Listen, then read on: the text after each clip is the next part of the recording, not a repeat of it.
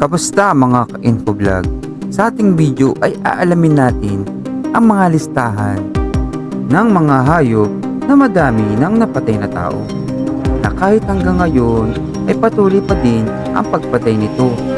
Aalamin din natin kung bakit ito kakapatay at ilan na ba ang bilang ng nasawi dahil dito. Sa huli ay aalamin natin kung anong hayop ang pinakamadaming napatay na di mo aakalain na ang hayop pa lang ito ang pinakamadaming nasawi o namatay dahil sa kanila. Pero bago ang lahat, kung hindi ka pa nakasubscribe, ay paki-subscribe, paki-like, and follow na din para sa ating mga susunod pa na video. Ang daga ay may naitala na mahigit 100 katao ang napapatay nito.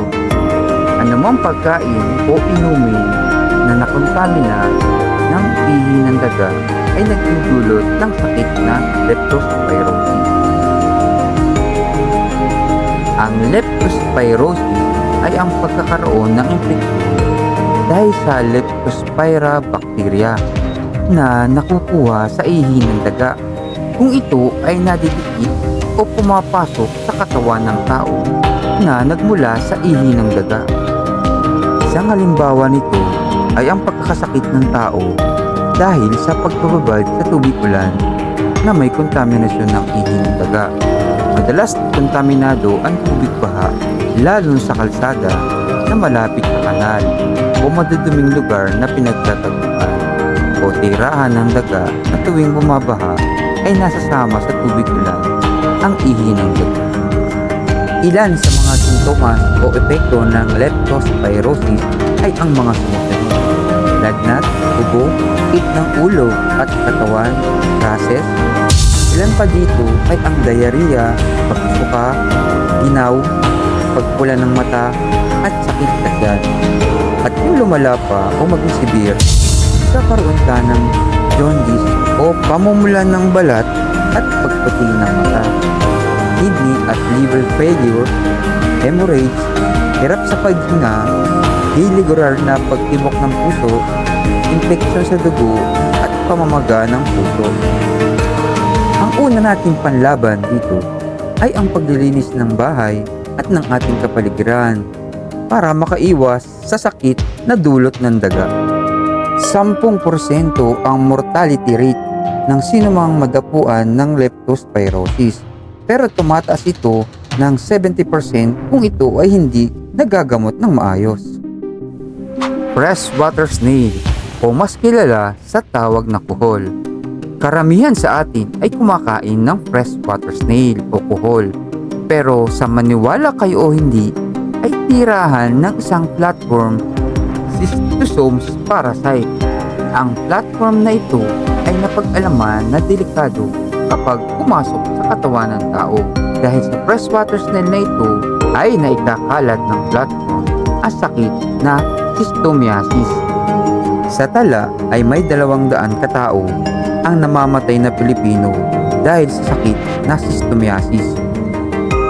Ang mga sintomas ng sakit na ito ay ang paglaki ng tiyan, diarrhea, kidney failure at damage sa liver. Sintomas naman ito sa mga bata ay malnutrisyon, pagkabansot at brain development. Nakukuha ang sakit na ito sa maruruming lugar o paliligo sa isang lugar na hindi malinis ang tubig. Ang dapat gawin ay siguraduhin din na malinis ang iniinom natin na tubig o pinapakuluan ito bago inumin ng tubig. Ang susunod natin sa listahan ay ang ahas.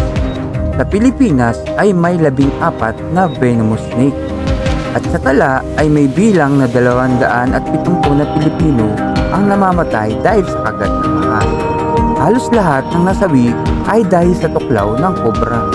Ang Pilipinas ay may 4 na kobra na malakas ang kamandag. Nariyan ng summer cobra ng Visayas, Philippine cobra ng Luzon, black at speaking cobra ay makikita sa lahat ng panig ng bansa. Nagagamot ang kagat o tuklaw ng kobra sa tamang first aid at pagbibigay ng tamang anti-venom sa mga ospital. Kapag ikaw ay nakagat ng ahas, dapat madala mo ito sa ospital at mabigyan ng anti-venom sa loob ng 30 minuto. Lamok o mosquito ay isang maliit na insekto at dahil sa dami nitong napatay ay tinawag ang lamok na the most dangerous animal at silent assassin. Sa buong kasaysayan ng tao, ang sakit na malaria na galing sa lamok ang pinakamalupit na sakit. Si Emilio Jacinto din ay namatay dahil sa sakit na malaria.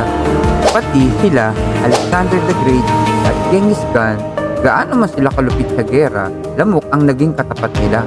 Ilang pang mga sikat na personalidad na nagkasakit dahil sa malaria: George Washington, Abraham Lincoln, at Theodore Roosevelt.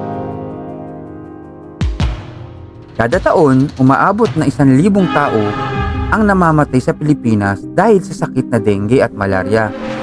Carrier din ang lamok ng chikungunya, yellow fever, at filariasis. Ang babaeng lamok ang nangangagat. After nilang makipag-mate sa lalaking lamok, ay sumisipsip sila ng dugo dahil ang isang dahilan dito ay ang dugo ay mayaman sa protein at amino acid na kailangan nila sa kanilang pangingitlog. Kaya nilang sumipsip ng 3 beses sa kanilang timbang ng dugo at ang buhay ng lamok ay tumatagal lamang ng 1 buwan, ang babae, at ang lalaki naman ay 2 linggo. Para maiwasan natin ang pagdami ng lamok sa bahay at sa paligid, ay ikuliin nating maglinis ng mabuti at iwasan ang mga naiipong tubig na maaari itong pamahayan. Kapag ikaw ay nakagat ng lamok, ay agad hugasan ang nakagat na parte ng tubig at sabon, lagyan ng ice pack at pahiran ng insect bite treatment. Ngunit kapag ikaw ay nakaranas ng rashes, lagnat, pananakit at pamamaga ng kasukasuan at pamumula ng mata, ay kumonsulta agad sa pinakamalapit na klinik at ospital. Ikaw, ano ang comments mo sa video na ito? Paki-comments mo sa comment section, paki-like kung nagustuhan, at paki-subscribe na din para sa ating pang mga susunod na video. Maraming salamat.